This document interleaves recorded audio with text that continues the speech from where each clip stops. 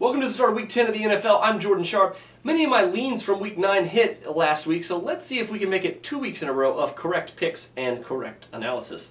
Thursday Night Football so far hasn't seen a whole lot of movement as the Colts go into Jacksonville this weekend to face off against the Jaguars. Indianapolis opens as a -3 road favorite, and while I'm leaning towards Indianapolis right now, I'm not quite sure where I want to lay my money on this one just yet until I see some movement or some bets one way or the other. So stick tight. Let's watch it for the next few days. The Lions are a -1 favorite on the road in Minneapolis this weekend to face off against the Vikings. This was due to a slight majority of the money coming in early on the Lions after the line opened as a pick'em. Now, don't quite yet jump on the Lions because these divisional games are pretty fluky. I know the Lions have been playing better, the Vikings have been playing worse recently, but when these two teams get together, they've played each other a lot, they know each other's strengths and weaknesses, and they're not quite very far apart, so don't overreact just yet. Tampa Bay is a -3 favorite to the visiting Chargers this week. They opened at -1.5 and have jumped to -3 after early betting, and why not? The Bucs look like the real deal, while San Diego looks like that small-town bully that beats up on all the teams they're supposed to beat up on and then gets beat up on by the really big teams. I don't expect this line to go anywhere but up in favor of the Bucs. The Bengals are a +4 home underdog against the Giants this weekend after they won their after both of these teams lost their Week 9 matchup. The Giants lost their game against the Steelers while the Bengals lost against the visiting Broncos. I could see this line staying around where it's at, however, I think it's going to settle right around +3.5.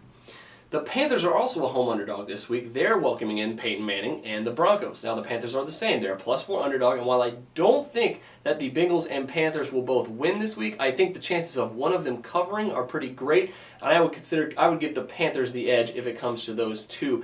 Now, I know the Broncos look really good. However, they have been just around average on the road, so be careful when you're betting this line if you like Denver. Here we go again with Buffalo and New England. They met up earlier in the year, and the Patriots crushed them 52-28, and now the Patriots are once again big favorites. This time, they're at home in Foxborough. Now, the Pats are -11 after opening at -12, so there has been a slight tick in the line. However, I can't see the Bills winning this game at all. In fact, I can't even see them staying in it. The Patriots are just too strong, and I can't justify betting anything on the Bills.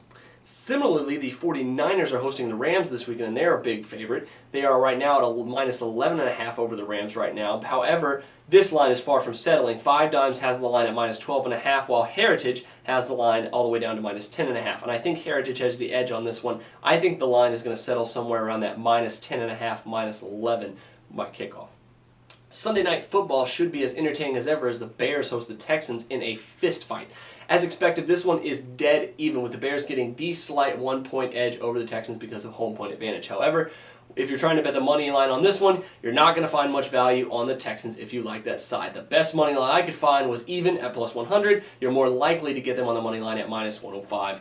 In essence, this game is a coin flip, so be careful. That'll do it for the Monday edition. Make sure you check back daily for my Tuesday, Wednesday, and Thursday blog updates, as well as my Friday video recapping the week's movement in review. So until Friday, I'm Jordan Sharp, and this has been The Sharp Pick.